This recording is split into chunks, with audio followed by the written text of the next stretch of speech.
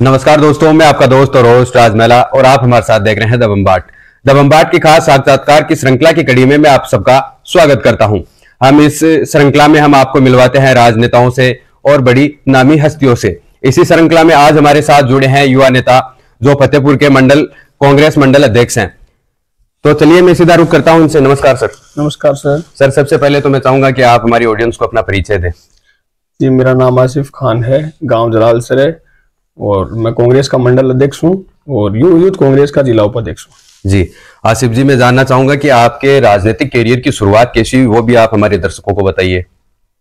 जी, मैं अगर अपनी राजनीतिक पृष्ठभूमि के बारे में बताऊं तो हमारे यहाँ से जो पूर्व विधायक मरहूम बंगू खान साहब के नक्शे कदम पे चला हूं मैं, और उनको देख के ही राजनीति में आने का मन बनाया था। 2014 से मैं एक्टिव राजनीति करता हूँ। जी, आपकी विचारधारा कांग्रेस पार्टी से है? हाँ जी, बिल्कुल कांग्रेस पार्टी। तो ऐसी वो कौन सी पार्टी है सामने जिससे आपकी विचारधारा मेल नहीं खाती है? विचारधारा से भारतीय जनता पार्टी है, जिसने देश का फिलहाल जो बंटाधार किया है। और जब राजनीति में आने का यही मान लो आप, जब से ये जो नफरत की जो राजनीति स्टार्ट हुई है, जब से 2014 के जो लोकसभा चुनाव हुए थे उनमें जो भाषण लगे थे, देश विरोधी जो बातें हुई, को कांग्रेस ने क्या किया इस देश के लिए, सिर्फ और सिर्फ जो 2-3 लोग हैं उनके हाथ में ये देश आ गया, शिक्षा को बेच दिया। हमने यहाँ देखा है भारतीय जनता पार्टी का जब राजस्थान में राज था 2013 से 18 के बीच में, तब यहाँ शिक्षा को बेच दिया गया। खुद मेरी विधानसभा में लगभग 10 स्कूलें ऐसी थी जिनको पीपीपी मोड में डाल दिया। जी, तब हमें लगा कि पार्टी कांग्रेस ही ठीक है, जिसने शिक्षा को बढ़ावा दिया है। और एक राजस्थान में 2018 की बात कांग्रेस आई, जिसने हमारे विधानसभा में शायद ही कोई गांव, कोई कस्बा बचा हो जहां पे स्कूल कर्मोन्नत न हुई हो। जी, आपके राजनीतिक जीवन में कोई चुनौतियां ही हो आपके सामने? तो राजनीति तो चुनौतियों का खेल है। आपके सामने कौन कौन सी चुनौतियां आई? देखो, मैं बताऊं आपको, ये होता ये है, जैसे आप तब तक आपका कोई दुश्मन नहीं होता जब तक आप लेवल में रहेंगे, अपने आस पड़ोस के जो लोग हैं उनके बराबर रहेंगे। आप जैसे ही उनसे एक कदम आगे चलते हैं तो वो सारे के सारे आपके दुश्मन हो जाएंगे। जी, क्योंकि उनको किसी को भी ये सेट नहीं होता कि ये बंदा आगे जाए। ये राजनीति की सबसे बड़ी कमजोरी है, चाहे वो आप समाज में ले लो चाहे पार्टी में ले लो। पार्टी के जो लोग हैं उनको भी ये नहीं पता है कि अपने बराबर चलने वाला पदाधिकारी बन बैठा है, या इसको कोई मतलब मंत्री है या एमएलए है या संगठन का बड़ा पदाधिकारी है, वो इसको पहले पूछता है। ये किसी को नहीं दसता है। जी, आप अपने राजनीतिक कैरियर के बारे में थोड़ा विस्तार से बताइए, जब से आपने अपनी राजनीति शुरू की है। 2014 से मैं कांग्रेस पार्टी में आया था। सबसे पहले मेरे को कांग्रेस पार्टी ने अल्पसंख्यक जिला उपाध्यक्ष बनाया था। जी, ठीक है। उसके बाद से हमने यहाँ पे हमारे समाज के कई संगठनों ने मुझे पदाधिकारी बनाया। मुस्लिम महासभा है, कायम खानी महासभा है, उन सब में मैंने भागीदारी निभाई है। हमने कांग्रेस के लिए काफी संघर्ष किया था 2013 से 18 के बीच में। काफी जैसे जयपुर में सभा हुई, वहां भी गए हैं, दिल्ली में गए हैं, चूरू भी गए हैं। जितना हमने जो पार्टी के लिए कर सकते थे उतना किया है। जी, स्थानीय नेताओं के बारे में थोड़ा बताइए, उनका रवैया कैसा है? ऐसा कभी आपके साथ हुआ है कि सामने वाले किसी नेता ने आपके साथ दुर्व्यवहार व्यवहार किया हो? नहीं, ऐसा ये तब होता है जब आपका खुद का व्यवहार कुछ अलग हो। अगर आप सही हैं तो सामने वाले को सही होना ही पड़ेगा। अगर वो गलत है तो वो फिर ज्यादा दिन नहीं टिक पाएगा। फतेहपुर में हमारी पार्टी सबसे ज्यादा बार विजयी हुई है। यहाँ भाजपा का सिर्फ एक बार खाता खुला है, उसके बाद यहाँ कभी भाजपा नहीं आई, और शायद मुझे लगता नहीं है कि कभी यहाँ भाजपा का विधायक भी बनेगा।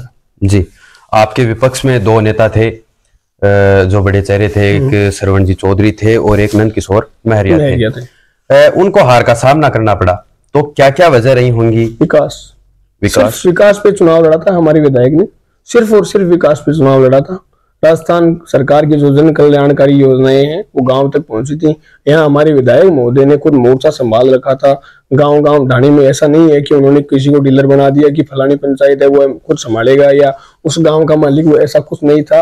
ये सिर्फ बातें बनती हैं। एमएलए साहब के एक गांव के अंदर 100 लोग ऐसे हैं जिनसे वो सीधी बात करते हैं। उनका काम होता है, मतलब ये पहला विधायक होगा 200 में से जिसको घर में लाइट भी नहीं आई ना, तो वो सीधा विधायक को फोन करता है कि हमारे घर पे लाइट नहीं आ रही। जी, आपकी पार्टी के विधायक यहाँ से जीते हैं, तो आने वाले समय में वो क्या क्या विकास कार्य करवाएंगे, उसकी थोड़ी मैं आपको ये बता दूं, विकास कार्य इतने हो चुके हैं कि अगर ये जो आने वाली जो सरकार आई है, अब तक क्या क्या विकास कार्य हुए हैं पहले उनके बारे में। 2 कॉलेज हो गए सरकारी कॉलेज जी, यहाँ जनता की 1 कॉलेज की मांग थी, उन्होंने 2 करवा दी। सबसे बड़ी फतेहपुर शहर की समस्या थी कि यहाँ बारिश का जो पानी है वो नहीं निकलता था। 30 साल से कोई भी विधायक आता, 40 साल से वो ये कहता मैं ये निकाल दूंगा वो निकाल दूंगा। एमएलए साहब ने इसी साल आने के बाद पहली बार ये घोषणा की और उस काम को अंजाम तक पहुंचा दिया। सबसे बड़ी समस्या थी फतेहपुर की जी। आप राजनीति के युवा चेहरा हैं, तो आपके पसंदीदा चेहरा कौन से हैं राजस्थान में? राजस्थान में हमारी पसंदीदा चेहरा सचिन पायलट। क्या वजह है? क्या आप यूथ हैं, लोगों को लाते हैं, आज उन्हीं की बदौलत है मुकेश भाकर, रामनिवास गवड़िया, अभिमन्यु जैसे युवा नेता उभर के सामने आ रहे हैं, ये उन्हीं की बदौलत है जी। और पूरे भारत की बात करें तो भारत में आपका सबसे फेवरेट इंसान कौन? राहुल गांधी। विजन को नहीं समझते, ये जो अपना जो एरिया है हिंदी पट्टी जिसे बोलते हैं, राजस्थान, हरियाणा, मध्य प्रदेश, यूपी, मैं आपको ये कहूंगा कि ये लोग राहुल गांधी के विजन को नहीं समझ पा रहे हैं। हम साउथ गए थे, हमारे यूथ कांग्रेस की टीम गई थी वहां बेंगलोर में, हमारे वहां पे हमें पता चला कि राहुल गांधी क्या चीज है। राहुल गांधी को साउथ ने पसंद किया है, उन लोगों ने उसको दिल से चाहा है कि राहुल गांधी का विजन क्या है। वो गाय गोबर मूत्र इन सब की बातें नहीं करते हैं, वो देश को आगे बढ़ाने की बात करते हैं, युवा के आगे बढ़ाने की बात करते हैं, शिक्षा पे बात करेंगे। भाषण में ये जो जातिवाद शब्द ये नहीं आते हैं जी। फतेहपुर एक बहुलक संख्या सेक्टर है, तो क्या आप भविष्य में विधायक का चुनाव लड़ने के बारे में सोच रहे हैं? देखिए, तो सारी मेहनत पे होता है, जनता जो चाहती है वो हो जाता है, जनता जनार्दन का फैसला है। जब हम इस काबिल हो जाएंगे तो चुनाव लड़ने में कोई हर्ज नहीं है। जनता आपके पक्ष में हो और आप चुनाव लड़ने के बारे में सोच रहे हो, और ऐसे में आपको अगर पार्टी टिकट देने से इनकार करती है तो क्या आप बगावत करेंगे? बगावत तो देखो, हमारे कईयों ने करके चुनाव जीत के आ गए। हमारे रविंद्र सिंह भाटी ने देख लो, पार्टी ने टिकट नहीं दी, उस टिकट को उसने 4 नंबर पे डाल के रख दिया। जनता जब साथ होगी ना, तो ये टिकटें यही रह जाएंगी और बढ़ने वाला एमएलए बन के चला जाएगा।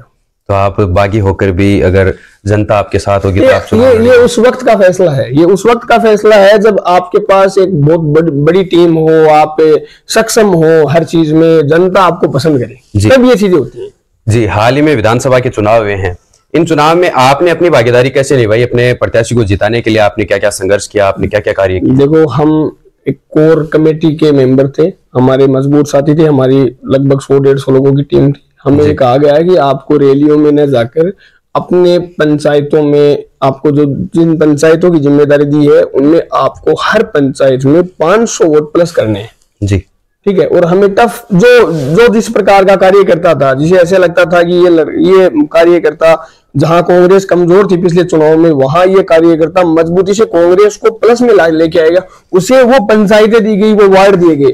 हमने उन वार्डों में, उन पंचायतों में जाके कांग्रेस का प्रचार किया, गांव गांव, ढाणी ढाणी, घर घर जाके। हमने ऐसे नहीं कि 50 लोगों को इकट्ठा कर लिया आपको वोट हो, नहीं, हमने एक बंदे को बैठा के ये समझाया कि कांग्रेस को वोट देने से आपको 25 लाख का बीमा मिलेगा, 400 रुपए में सिलेंडर मिलेगा, आपको 1000 रुपए पेंशन है उसकी जगह 2500 रुपए मिलेंगे, 10,000 महिला के खाते में आएंगे। ये चीजें समझाई, लोगों ने उन पे विश्वास किया जी।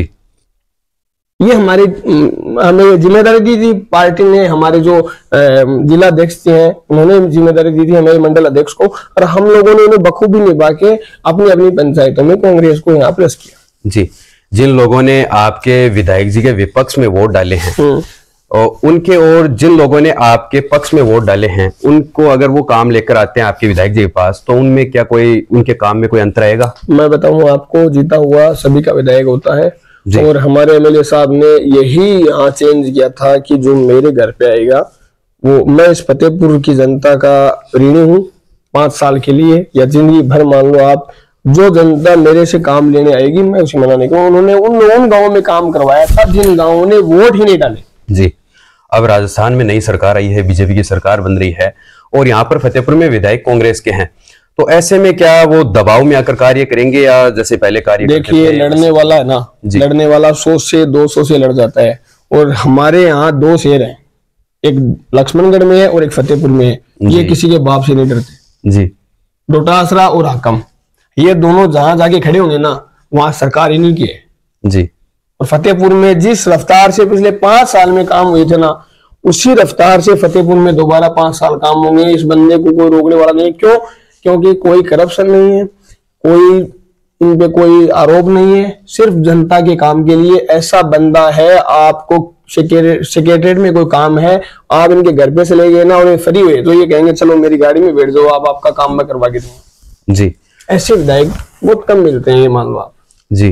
आप खुद एक युवा हैं, तो आज हमारे समाज में जो युवा हैं उनके लिए कोई संदेश देना चाहते हैं तो वो भी आप हमारे चैनल के माध्यम से। मेरा सभी युवा साथियों से एक ही है, आपके गांव में, आपके समाज में, हर फील्ड में हर एक युवा आगे है। कोई पढ़ाई में है, कोई बिजनेस में है, कोई राजनीति में है। आप किसी के बहकावे में न आके उनकी बुराई करना बंद करें।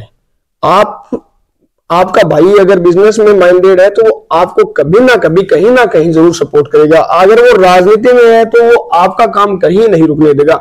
हर एक राजनेता, हर एक बिजनेसमैन, हर एक अधिकारी का ये सपना होता है कि मेरे गांव का, मेरे परिवार का कोई भाई आए तो मैं उसकी मदद करूं। मेरा यही सभी साथियों से निवेदन है कि द्वेषता न रखें, दिल में पाप न रखें।